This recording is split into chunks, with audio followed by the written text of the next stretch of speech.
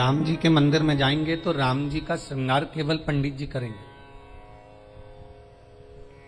या राम मंदिर के जो पंडा होंगे वो करेंगे। देवी के मंदिर में जाओगे तो देवी जी का श्रृंगार पंडित जी करेंगे, या जो वहां पर मठाधीश पीठाधीश जो होंगे वो करेंगे। कृष्ण मंदिर में जाएंगे तो उनका श्रृंगार भी भगवान पंडित ही करेंगे, या वहां का जो पंडा होगा वो करेगा। पर पूरी दुनिया में केवल एक देव महादेव ही एक ऐसे हैं कि जिस मंदिर में जाओ लोटा भर के पानी चढ़ाओ और तुम्हारी मर्जी पड़े जैसा श्रृंगार करे। शंकर कहीं भेदित नहीं है, शिव कहीं भेद नहीं। और बड़ी एकाग्रता, बड़ा चिंतन, बड़ा मनन शिव का। सब दूर जाकर झोली फैलाकर कहना पड़ेगा कि हमको ये दे दीजिए। शंकर के पास जाकर झोली फैलाकर कहना नहीं पड़ेगा कि हमको दे दीजिए। केवल अगर आप शंकर के चरणारविंद तक पहुंचे हो या शिव महापुराण तक कभी भूल से भी आप पहुंच गए हो तो ये आप आने वाले नहीं हो, आपकी सामर्थ्यता नहीं है कि आप शंकर के करीब पहुंच जाएं, शिव महापुराण तक पहुंच जाएं। ये तो स्वयं शंकर को कोई करुणा करना होगी, शंकर को कोई दया करना होगी, कुछ कृपा करना होगा, इसलिए बाबा ने आपको बुला लिया, बाबा ने आपको दर्शन दिया। वो शिव पर से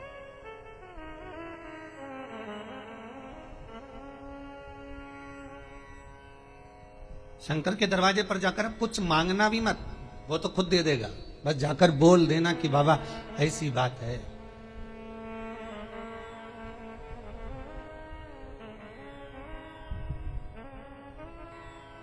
कल इंदौर से एक भैया आए थे, उन्होंने माइक लेकर बोला था, ध्यान होगा कि उन्होंने माइक लेकर उसको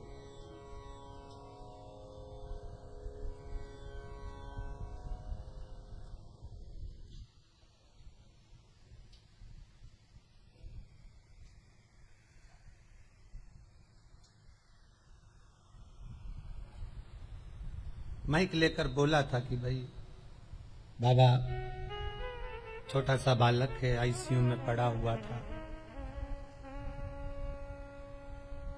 पर भगवान शिव की करुणा ऐसी हुई, उसने कोई उपाय ऐसा कर लिया कि बालक आईसीयू से भी हट गया और यहां वो लेकर भी आ गए। आपकी उपासना, आपका भजन, आपका कीर्तन, आपका नाम जाप, आपका स्मरण कभी खाली नहीं जाता, कभी नहीं। वो भक्ति के एक पन्ने पर लिखा हुआ है।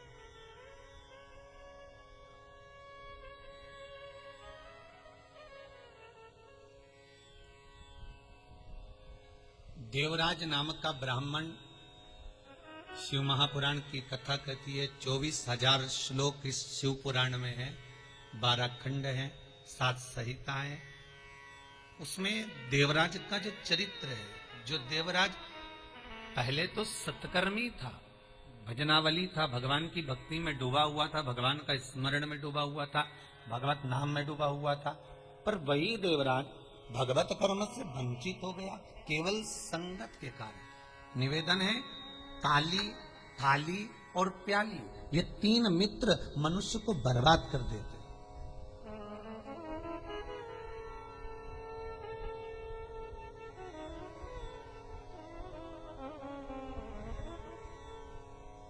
एक प्रशंसा करने वालों से दूर रहना, बहुत जल्दी बर्बाद करेंगे ये हमारा।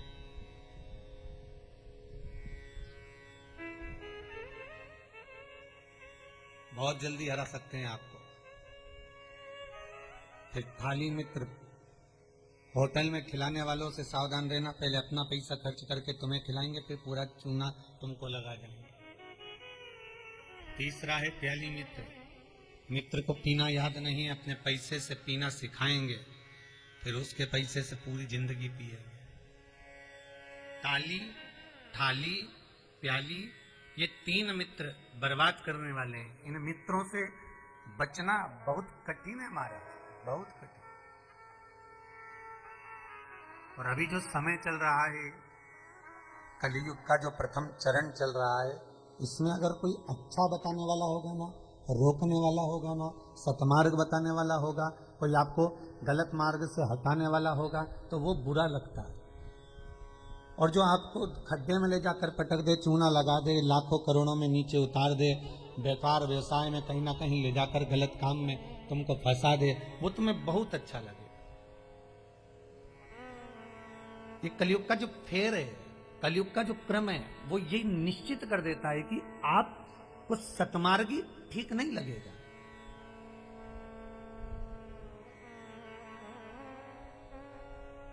इस व्यासपीठ से कितने उपाय बताए जाते हैं, हर चीज का उपाय है और लोग कर भी रहे हैं और फायदा भी है, पर उस उपाय को कई लोग ऐसे हैं कि करते ही नहीं है। फिर किसी ज्योतिषाचार्य के पास पहुंचे, फिर किसी कहीं जाकर पूछ लिया, कहीं बाबा जोगी आ रहे होंगे उनके पास पहुंच गए, किसी का सिर घूम रहा होगा, माँ गेहूं दाना लेके पहुंच गए, कहीं नारियल लेके पहुंच गए, फिर उनसे जाकर पूछेंगे, बताओ माताजी, बताओ पिताजी, हमको ये हो गया, हमको वो हो गया, और माताजी पिताजी बस तुमसे धन लूट सकते हैं। बताएं क्या?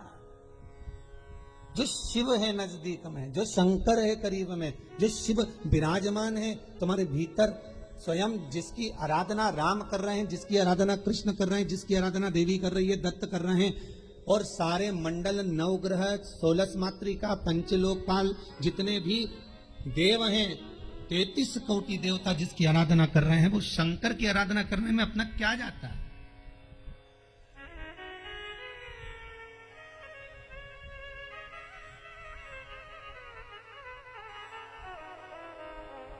स्वयं भगवान कृष्ण को जब पूतना दूध पिलाने के लिए आई और विष पिलाने के लिए पूतना आ गई, तब भगवान कृष्ण दूध तो पी लिया, पर जब विष पीने का समय आया तो भगवान कृष्ण उसी समय पर शंकर भगवान को याद करते हैं। भोलेनाथ जी आओ। शंकर भगवान ने पूछा क्यों कृष्ण? कन्हैया जी कहते हैं दूध तो मैं पी सकता हूं, पर विष पीना मेरी सामर्थ्यता नहीं है, इसलिए आप मेरे गले में आकर बैठ जाओ। भगवान शंकर भगवान कृष्ण के गले में आकर बैठ गए और सारा विष पूतना का पी गए। स्तनों का जो विष था जब शंकर भगवान पिए तो शंकर भगवान को भी चक्कर आ गए। चक्कर आकर नीचे की ओर भगवान गिरे। तब भगवान कृष्ण को लगा करूं क्या? भगवान ने एड़ी का प्रहार करा और मानसी गंगा को प्रकट करा।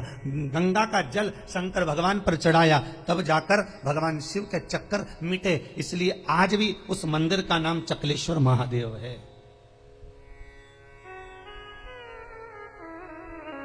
गोवर्धन नाथ जी की परिक्रमा में पड़ता है चकलेश्वर महादेव। भगवान को स्वयं चक्कर आ गए। इतना विषैला विष, इतना प्रबल विष शिव धारण करे तो क्या? कृष्ण, राम, दत्त जितने भी हैं सब भगवान शंकर से ही ले सकते हैं, शिव से।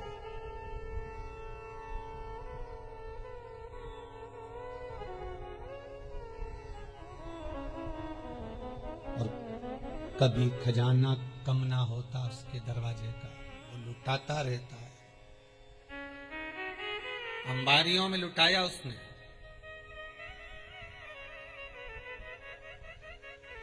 जब विदर्भ राज भीष्मक की कन्या रुक्मणी ने भगवान कृष्ण को वर्ण किया, तब भगवान कृष्ण स्वयं ब्राह्मण से कहते हैं कि रुक्मणी जी से जाकर कह दो कि तू जगदम्बा के मंदिर पर पहुंच जा, मैं तुझे लेने के लिए पहुंच जाऊंगा।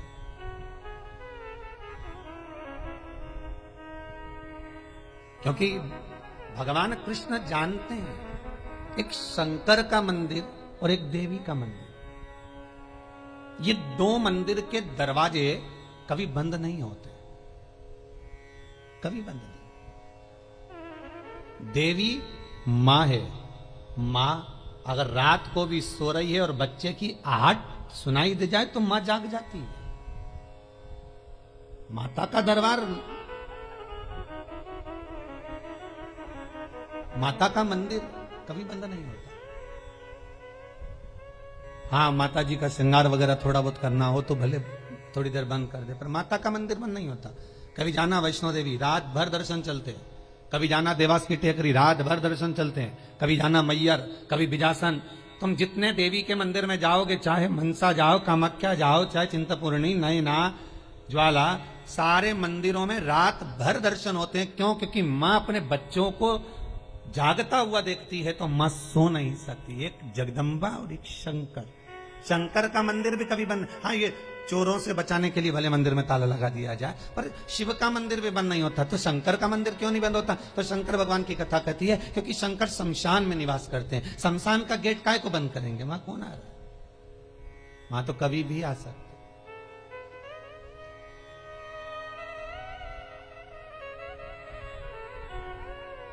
शिव भस्मीधारी, शिव त्रिपुंडधारी, त्रिकालदर्शी, उसका भी दरवाजा बंद नहीं होता। कोई शंकर से पूछे कि तुम कितनी बजे सोते हो? भगवान शंकर से कोई पूछ ले या माता रानी जगदम्बा भवानी से कोई पूछ ले तुम सोते कब हो? चलो वो भी जाने दो, तुम घर की मां से पूछ लेना, मां तो कितनी बजे सोती है? जरा सी बच्चे की आहट आई जग जाए। भले बच्चा छोटा है तब की भी बात जान दो। बच्चा अगर बड़ा भी हो गया ना, कॉलेज भी पढ़ रहा है हो, बच्ची नौकरी वोकरी भी करने की तैयारी कर रहा हो या नौकरी कर भी रहा हो ना, तो भी माता का हृदय माता का होता है।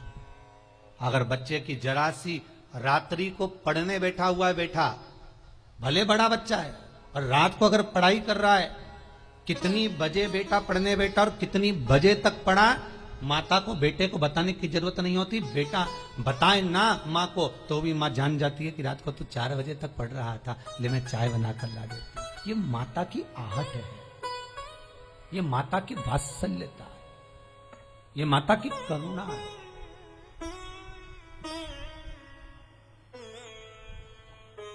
और बेटे का यदि मुख उतरा हुआ हो तो माँ जान जाती है कि आज कोई बात है, पूछेगी क्या हुआ, कुछ नहीं, कुछ तो है। अगर बच्चा उस दिन नहीं बताएगा तो 2 दिन बाद मालूम पड़ जाएगा, पर माता को मालूम पड़ेगा। मेरी माँ जगतजननी जगदम्बा दुर्गा भवानी से कोई पूछे कि तुम सोती कब हो, कोई शंकर त्रिकालदर्शी कैलाशी अविनाशी से पूछे तुम सोते कब हो, तुम विश्राम कब करते हो, तुम्हें निंद्रा कब आती है? भगवान ब्रह्मा को एक क्षण की निंद्रा आई और वेद हाथ से खसक गए। हयग्रीवा ने वेद ले लिए, तब भगवान तुरंत पधार कर वेद ला कर दिए।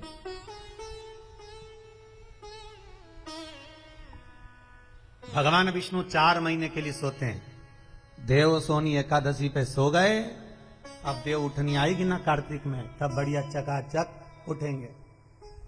दत्त भगवान भी सोते हैं। सारे 33 कोटि देवताओं के सोने का श्रृंखला लिखी हुई है कि कौन देवता कहाँ कितने समय के लिए विश्राम करता है, कितने समय के लिए आराम करता है, कितने समय के लिए कौन सा देवता कब निंद्रा ग्रहण करते हैं, ये सब कुछ शास्त्रों में लिखा हुआ है। पर एक देव अधिदेव महादेव के लिए कहीं नहीं लिखा कि शंकर भगवान कितनी घड़ी, कितने पल, कितने क्षण सोते हो। एक शिव के लिए और एक जगत जननी जगदम्बा अम्बा माता पार्वती के लिए कहीं नहीं लिखा कि ये सोते हो। गणेश जी का भी विश्राम लिखा है कि गणेश जी भी विश्राम करते हैं। कार्तिकेय का विश्राम लिखा है, कार्तिकेय विश्राम करते हैं। शंकर भगवान की कन्याएं जया, विषहरा, शामरीवारी, दोतली, देव, इनका भी लिखा है, इनका भी वर्णन लिखा है। जया, विषहरा, शामरीवारी, दोतली और देव, ये 5 कन्या शाम को ठीक प्रदोष काल के समय पर विश्राम ले लेती है।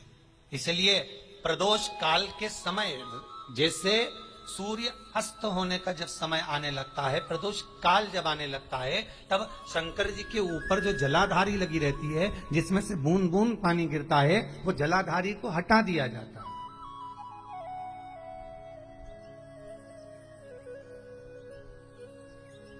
पर भारत की भूमि पर 4 मंदिर ऐसे हैं जहां पर जलाधारी नहीं हटती, जहां पर निरंतर जलाधारी में से जल गिरता है, निरंतर।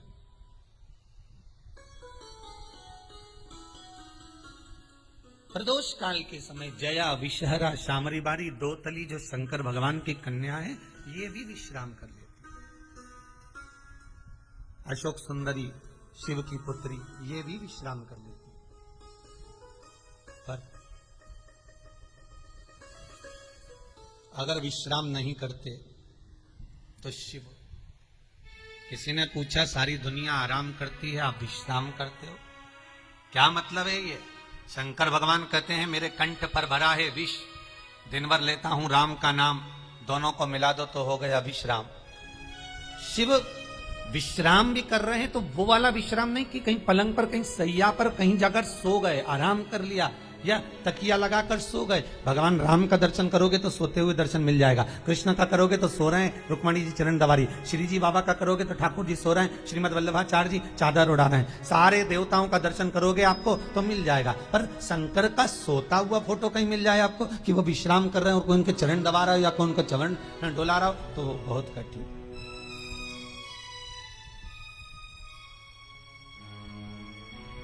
बेटा यदि पुकारे,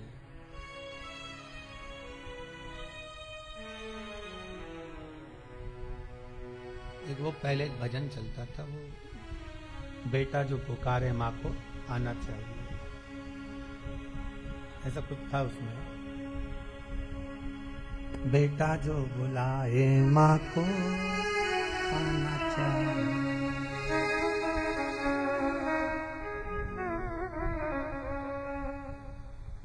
माता के चरणों में शीश नवाना चाहिए, बेटा जो बुलाए माँ को आना चाहिए। वो बुलाए, माँ भी जाग रही है अपनी संतान के लिए। अब ये 7 दिन की जो पुरुषोत्तम शिव महापुराण की कथा है, ये जब विराम होगी उसके बाद में शिव शक्ति शिव पुराण प्रारंभ होगी। उसमें सारे माता के एक एक भाव, जगत जननी जगदम्बा ने अपनी बिछोड़ी चूड़ी केस फेंक कर भी किस किस का उद्धार कर दिया और किस किस को मार दिया, वो तक का वर्णन है। नवरात्रि में अपन सुनेंगे कथा।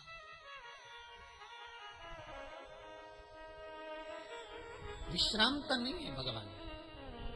एक बार शंकर भगवान माता पार्वती को लेकर पहुंच गए सुंदर आनंद में, अमर गुफा में।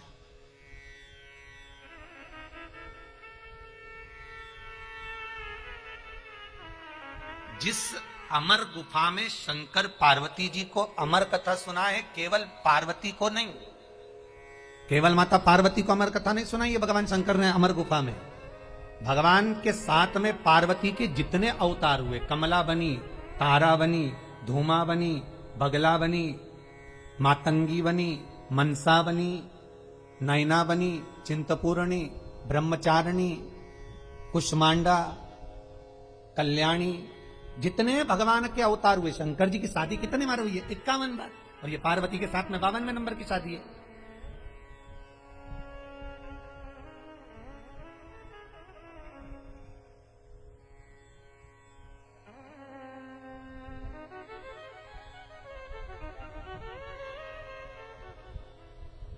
कई बार ये भगवान की शादियों के पीछे भी झगड़ा होने लगता है, भाई लोग उसमें भी झगड़ लेते हैं। ये गांव में पंडित जी कथा करने आए, उन्होंने सुंदर महाभारत सुना दी, सुनाई तो उसमें सब अच्छा अच्छा सुना दिया, द्रौपदी का चरित्र भी कह दिया, 5 पति थे, ऐसा था वैसा था। इतने में पंडित जी जाने लगे कि आज महाभारत समापन हो गई, चलो सब दूर से दक्षिणा इकट्ठी कर लाऊं, जजमान के घर जाऊं। पटेल साहब क्या गए, पटेल साहब राम राम। पटेल साहब बोले सीताराम जी आओ, पंडित जी बैठो। और पंडित जी तो बैठ गए।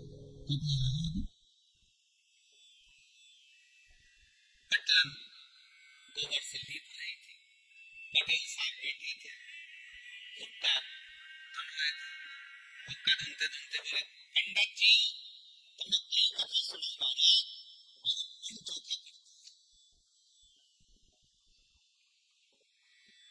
मन चोखा कर दिया। पर जय कथा तुम पहले सुना देते ना, तुम्हारी जिंदगी संवर जाती। तो पंडित जी ने हाथ जोड़ के कहा पटेल साहब ऐसा क्या कथा में से ले लिया तुमने? अरे पंडित जी, जैसे वो युधिष्ठिर, अर्जुन, नकुल, सहदेव, भीम सब जुआ खेल रहे थे, ने हार गए, उनके पास हारने का कुछ नहीं था, तो उन्होंने अपनी पत्नी के लगा दिया। मैं भी एक बार हार रहा था, मेरे को क्या मालूम था, ने पटलन के लगा दिया था।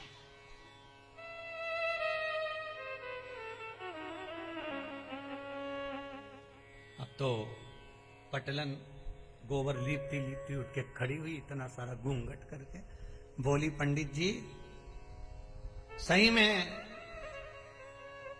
इतनी चोखी कथा सुनाई तुमने पंडित जी जिसका वर्णन नहीं है, पर यही कथा तुम पहले कह देते नहीं तुम्हारी जिंदगी सवर जाती। भद्रोपति के 5 पति जैसी मेरी करके लिया थी। अब तो पंडित जी ने तो झोला बिस्तर सब बंद करके जाने लगे, दक्षिणा जाए चूल्हा, अपन तो चलो, यहां तो दंगा महाभारत चालू हो गया। तो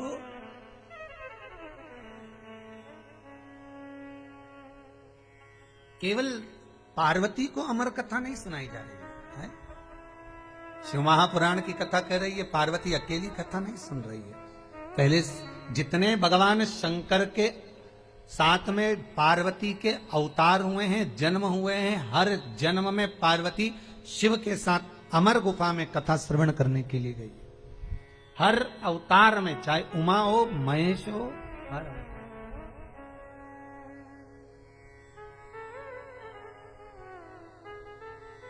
और निवेदन करूं आपसे, जितने लोग ऑनलाइन कथा को श्रवण कर रहे हैं, यूट्यूब फेसबुक पर सुन रहे हैं, उन सभी को निवेदन करूंगा, आप पुरुषोत्तम शिव महापुराण का 4th भाग श्रवण कर रहे हो।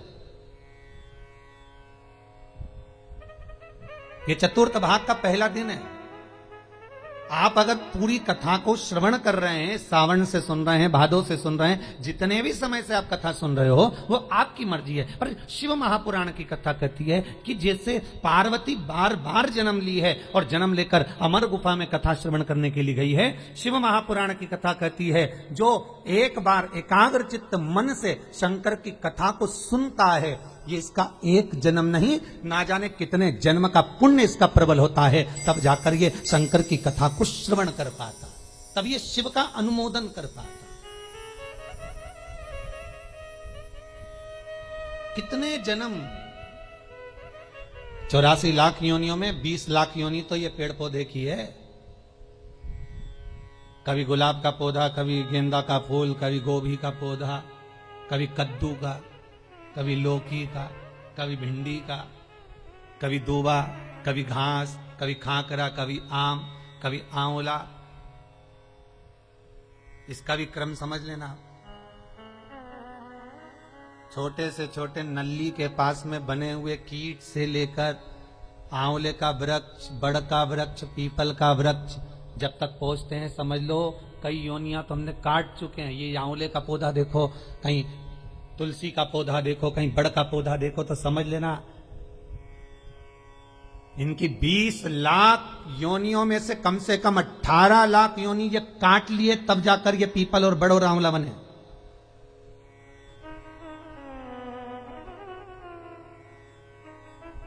चौरासी लाख योनियों में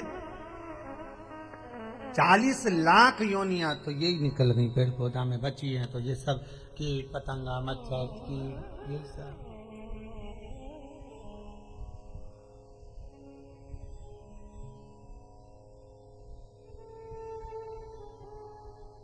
अब एक कोरोना महामारी हो गई, ये 84 लाख योनि में नहीं है, ये कहीं अलग से ही आ गई। ये जो जीव जंतु है,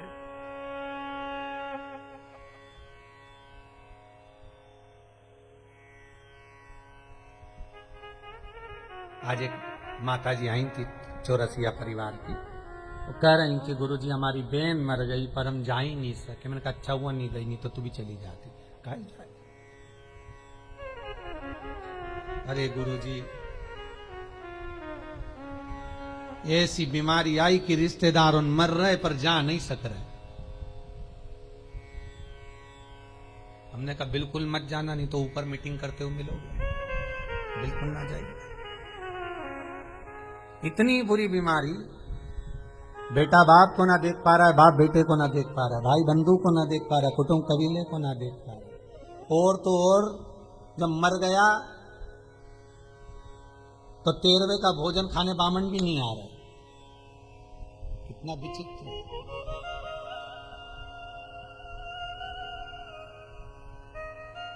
सोचा 12वें का भोजन करा दे, ब्राह्मणों को बुला ले, ब्राह्मणों को पूछ ले भैया ये बताओ कैसे निपटा, तो क्या कोरोना, तो क्या भैया रहने दे, तो चल। बड़ी विचित्र बीमारी। और मान लो बहुत ज्यादा दुख है, बहुत ज्यादा तकलीफ है, बहुत कष्ट है, तो फिर विष्णु पुराण का एक उपाय जरूर कर कर देखना। महाराज, विष्णु पुराण में स्पष्ट कहा है कि कार्तिक का प्रथम दिन किसी नदी में स्नान कर कर, तालाब में स्नान कर कर, नदी तालाब नहीं हो तो घर में ही स्नान कर कर, घर के दोनों दरवाजे पर, घर के बाहर दोनों दरवाजे पर घी का दिया लगा दें, उसमें एक कमल गट्टा, किराने की दुकान पे मिलता है काला कलर का कमल गट्टा, एक एक डाल दें नाम और गोत्र बोलकर, और शाम के समय पर एक दिया घर की देहली पर प्रतिदिन कार्तिक के महीने में लगा दें। महाराज, विष्णु पुराण का उपाय। अगर ज्यादा तकलीफ है, बहुत कष्ट है, बहुत ज्यादा कष्ट की व्यापार चल ही नहीं रहा, कर्जे में लदालूम हो गए, यहां तक गति हो गई कि मरने तक की सोच लिया, तो वो कार्तिक के महीने में कर लिया। उसका प्रयोग अवश्य करें, सुख समृद्धि के, लक्ष्मी वैभव के।